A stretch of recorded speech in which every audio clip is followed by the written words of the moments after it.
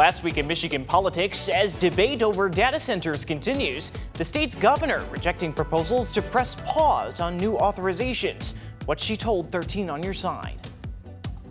Plus, data center debate also leading to talk of possibly recalling a number of local officials. We have the details from that West Michigan community. And a young program to help support mothers and babies is expanding in Michigan. But some lawmakers are raising questions over where they fear the money could end up. I'm Josh Alburtus, and this is your 13 on your side rundown.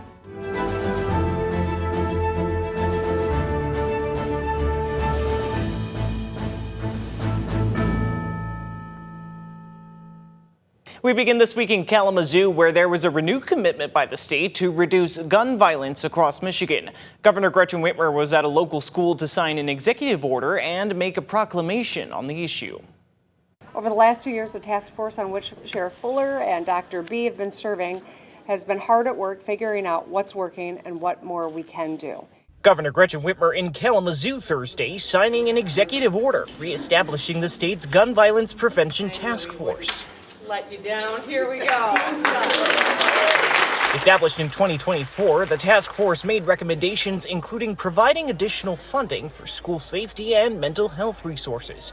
Per Whitmer's 2024 order, the task force was dissolved 6 months after submitting its report late last year.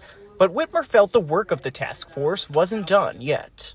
I'm grateful for their work, and the executive order that I'm signing today will help put their recommendations into practice and continue their work into this year. Every shooting, every life lost, every community grieving demands not just our attention, but our action. We've got to turn our pain into purpose and continue this fight. One of the big stories this week in state politics came from the reported groundbreaking of a controversial data center in Saline Township, subject of vocal opposition. Whitmer was photographed alongside tech leaders at the groundbreaking of that center on Monday, and it got a lot of pushback on social media this week. We asked her about that on Thursday as well. I wanted to ask you about the Saline data center. There's been a lot of pushback to your reported appearance with tech leaders at the groundbreaking on Monday. What's your response to the pushback? Do you believe any of it has merit, and has it altered your thinking at all? I understand that people are really nervous about AI, they're nervous about jobs, they're nervous about the environment, and that's why we insisted that jobs at this facility are going to be good paying union jobs. It's why we insisted that there be a closed loop water system so that they're being good stewards of the water. It also makes sure that we are not taking any energy off the grid. It is one of the things that there will be a $300 million benefit to all the ratepayers in the vicinity who are DTE customers. And so we're holding high, pure Michigan standards. Every data center in the country should follow our lead, frankly. And when we do it right, it actually can benefit our state. And there are plans in the legislature to put a pause on authorizations for new data center projects. Whitmer told me those would not have her support and signature if they made it to her desk.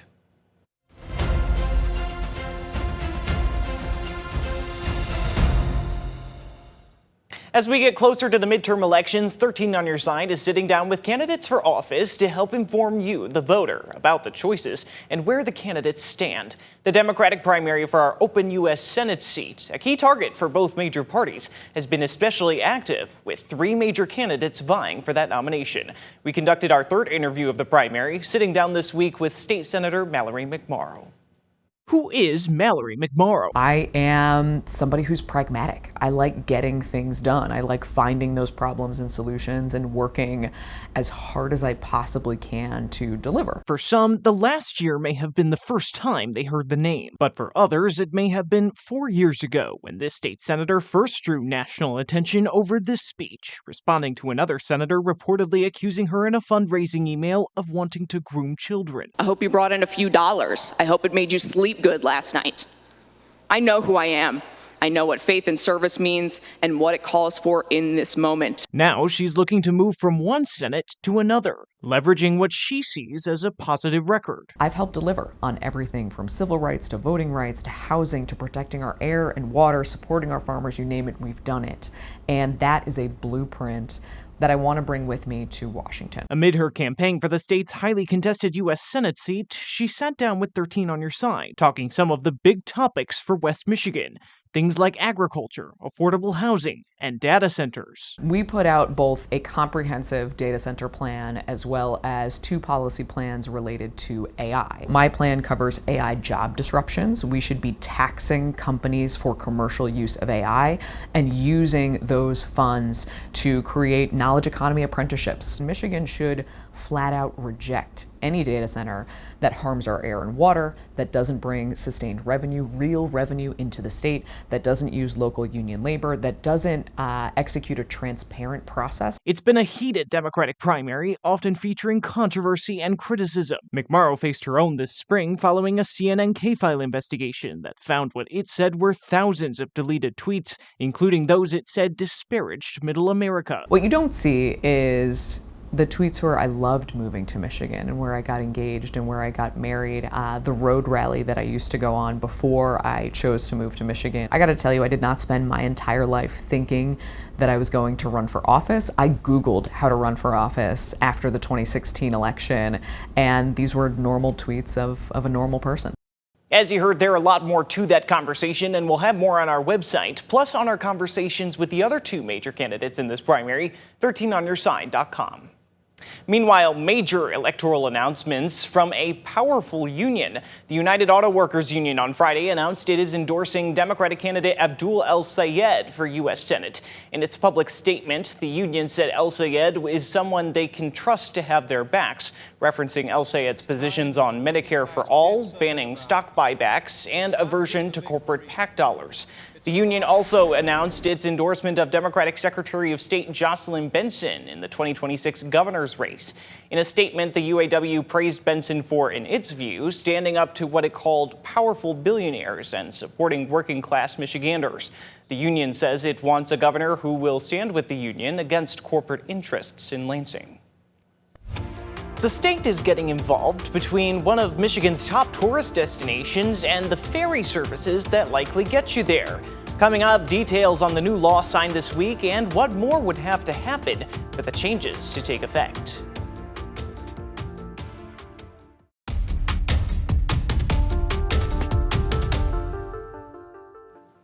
Tourists could see changes to Mackinac Island ferry prices. Governor Gretchen Whitmer signed a bill this week that would more clearly define the city's power to regulate ticket prices and extra fees. The move comes after one group acquired both of the island's 2 major ferry lines. Mackinac Island voters must still approve the expanded authority before any changes take effect. Lawmakers have questions about RX Kids. It's a growing support program in Michigan for mothers and babies. The program gives financial assistance to new or expecting mothers in participating communities. But concern has come from what lawmakers appear to see as not enough oversight on how the money is spent.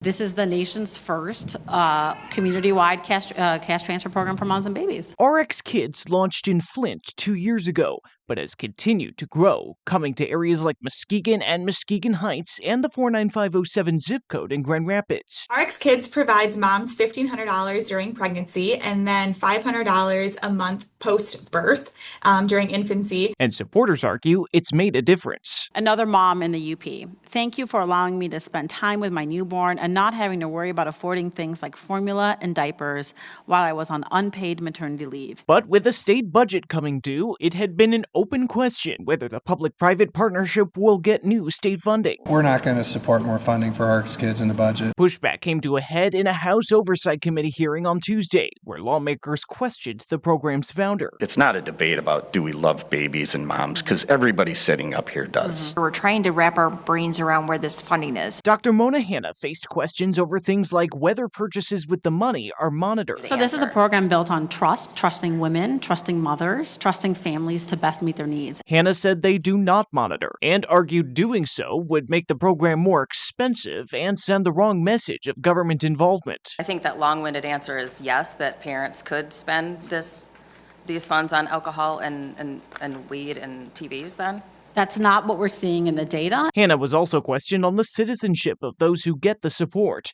Payments to those who are here illegally, she indicated, don't use taxpayer dollars, only philanthropic ones. But in your philanthropic list, you list municipalities and Right. that they're sending you money. Is that true? But municipalities do provide support for ARCS kids, but we're not using municipal money for for folks with no legal status. Governor Whitmer is seeking support from President Donald Trump in the form of a disaster declaration for 43 counties in Michigan. She wrote a letter to the president on Friday asking for the declaration following April's severe storms, heavy rain, rapid snowmelt, and 9 confirmed tornadoes that caused widespread damage and severe flooding in those counties. The governor says that if her request is approved, it would allow federal aid to start flowing directly to families, businesses, and communities. Governor Whitmer made a stop in Grand Rapids Tuesday to declare June as LGBTQ+ Pride Month in Michigan. She signed that proclamation at Good Judy's Market and Juice Bar, an LGBTQ+ owned business on Wealthy Street. Whitmer gathered with locals, later saying in a statement, quote, "Every Michigander deserves the freedom to be themselves, no matter who they love or how they identify." Hundreds of jobs are expected to be on the way on the heels of a major groundbreaking in West Michigan this week. Details on the project leaders say will total hundreds of millions of dollars.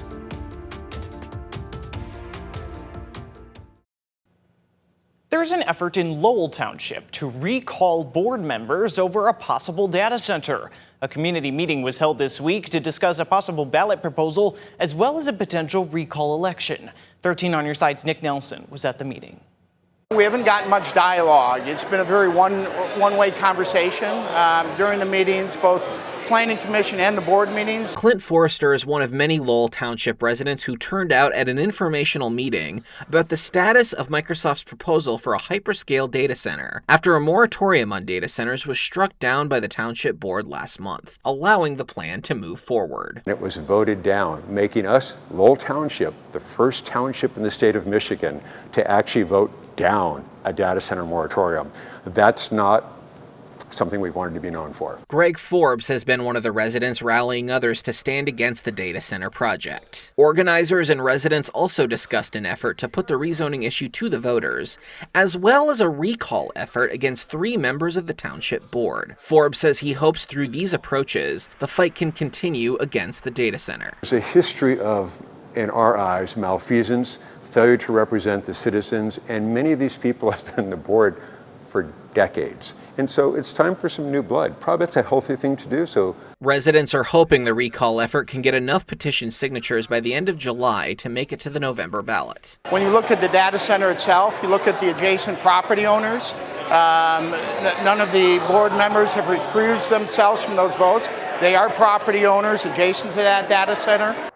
The 3 board members the group wants to recall are Jerry Hale, Mark Anderson, and William Thompson. Gun violence in Grand Rapids, the discussion on how to prevent it continued this week. Nick Nelson shows us what happened at the city's commission meeting. Of the 7 gun-related homicides, several included multiple victims in the same event.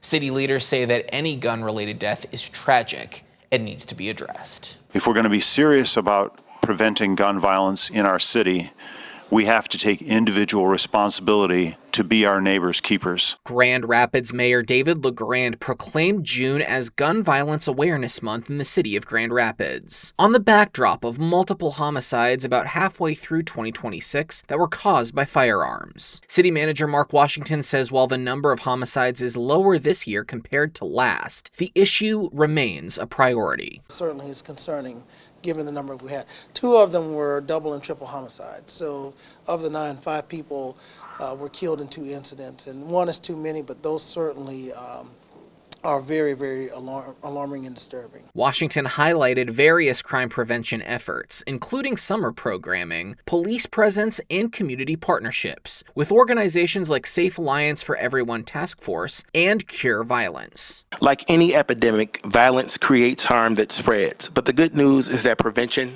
can spread as well.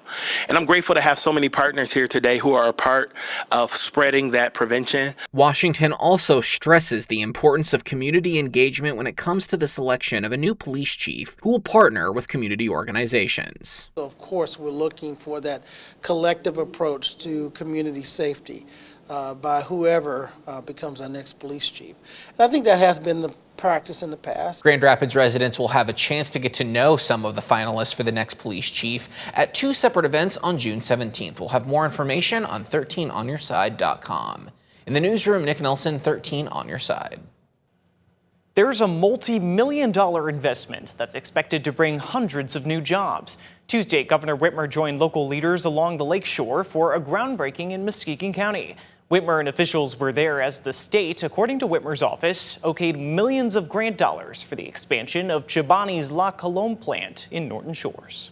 This kind of public speaking isn't usually, or ever, on my daily to-do list. But for Michigan farmer J.P. Cope, who has a lot to do already, what was happening Tuesday morning couldn't be missed. Because of this expansion by La Colombe, my milk and that of my neighbors can stay closer to home. Cope spoke at a highly anticipated groundbreaking for an expansion of Chobani's La Colombe plant in Norton Shores. My milk has greater value, my transportation costs will be lower, and the milk this plant receives will be as fresh as possible. What you're going to see here is one of the only factory in the country that coffee comes and cans of coffee is going out. The expansion to the facility, known for producing ready-to-drink lattes, comes through what leaders have said is a more than $500 million investment. What's exciting isn't just the number itself, it's the jobs. It represents careers. It represents opportunities for our local contractors, suppliers, restaurants, small business owners. Backed by the state, Tuesday's groundbreaking attracted bipartisan attention. It even attracted the state's governor, who's heralded the project that leaders expect to create over 300 new jobs. This is a big deal. 337 isn't just a number. That's people who will have a great job, that won't be displaced by future technology, that will endure and support families right here locally. According to her office, the project received a $5 million grant, tying the state to the future of the plant. None of us does any of this alone. It is always good teams that bring us great opportunities. For the past 10 years, taxpayers in Ottawa County have been helping to fund various programs in the county focusing on mental health and addiction. That millage is up for renewal in August, and mental health professionals are trying to get the word out about the vote. Nick Nelson was at a town hall in Grand Haven where the millage was discussed. The mental health millage in Ottawa County has been in place for 10 years and is up for renewal on the August primary ballot. Ottawa County Community Mental Health CEO Michael Brashears says the millage costs the average homeowner about $60 annually. It allows us to provide services for folks without Medicaid or who don't want to approach community mental health. So we fully fund an array of services, from jail services to the Momentum Center here for services for folks to utilize. The Momentum Center is a member-run mental health organization that hosted the town hall. Executive Director Barbara Lee says the millage funding has been crucial to ensuring the people it serves find community. The millage is actually how the Momentum Center started. We began as a nonprofit 11 years ago, and our intention was just to help address gaps in the community. And so as we gathered people together to have community conversations, mental health came up over and over again as the primary concern. Several organizations representing many parts of the mental health conversation were on the panel that discussed the millage with the public. Sobar Recovery Community Center uses millage funding for substance abuse relapse prevention programs. I think part of what we're trying to do is all come together to be able to address all of the different issues and make sure that there's a good, solid place for people to go. Voting is now underway, not at the polls, but for what you'll get at the polls. After the break, how you can get involved in the state's latest I Voted sticker contest.